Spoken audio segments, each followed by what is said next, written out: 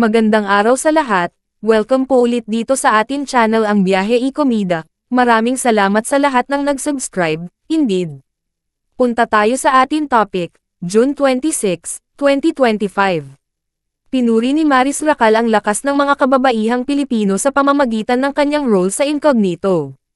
Ipinahayag ni Maris Racal ang paghanga niya sa lakas at tibay ng loob ng mga kababaihang Pilipino, na lalo niyang pinahalagahan sa pamamagitan ng kanyang karakter na si Gab Rivera sa action series na Incognito. Sa isang media press con na ginanap noong July 25 sa Quezon City para sa pagtatapos ng palabas, tinanong si Maris ng Philstar.com tungkol sa epekto ng kanyang papel sa kanyang pananaw sa mga kababaihang Pilipino. Inamin niyang noong una, siya ay naging kampante sa karakter bilang Gab, ngunit kalaunan ay natagpuan ang kanyang sarili na nagkakaroon ng bagong paggalang sa mga kababaihan na humaharap sa mga pagsubok ng direkta.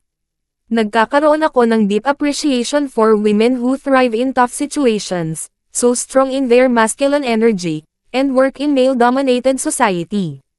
Sobrang nagkaroon ng matinding respeto sa kanila, saad ni Maris.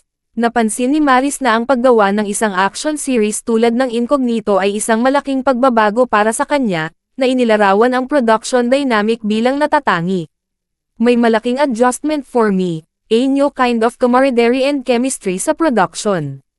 Sobrang iba siya sa drama series or rom-com movies, bahagi pa ni Maris. Idinagdag pa niya na ang karanasan ay nagbigay sa kanya ng kaalaman tungkol sa mga personalidad ng mga kababaihan sa mga naka-women in uniform services. May ibang kind of ugali sila and napamahal ako sa kind of beauty na yon. It doesn't fit in the usual mode but it's as beautiful, as human, as powerful. May matinding respeto ako sa mga babae, dagdag pa ni Maris. Ang huling mga episode ng palabas ay nakatakdang ipalabas sa Marawi, kung saan ang mga cast ay nag-film ng 10 araw, 8 taon matapos ang siege ng Marawi. Well, ako, playing every time kasi I step into a role, the shoes of my character. Every time nagsistart ako ng character, dyan nakakata talaga ako at first. And playing that character for, specifically, Gabriela Rivera, habang tumatagal, parang nagkakaroon ako ng deep appreciation for women who thrive in tough situations. Women who are so strong in their masculine energy. Women who work in male-dominated society. Sobrang nagkaroon ako ng matinding respeto, malaking respeto sa kanila. Kasi ako yung experience ko bilang babae dito sa action series, iba eh. May malaking adjustment for me. It's the, adjusting to a new genre, ibang kind of camaraderie, ibang kind of chemistry sa production.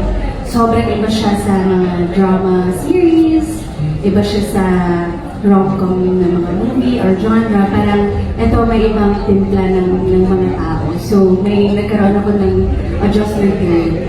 But na-realize ko din, I feel like ganun din sa mga babaeng nasa military, babae nasa police women, may ibang kind of ugali sila. And I really, napamahal ako sa kind of beauty na yun.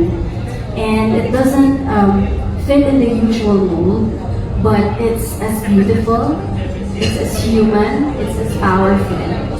May matinding respeto ako sa mga babae. E-click ang mga link sa description box ng website ng kami at Instagram ni Maris Racal.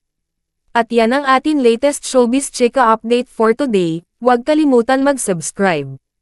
Click the notification bell for more showbiz chika updates, like and share the video at suportahan po ang atin Facebook page. Maraming salamat sa lahat ng nag-subscribe, indeed.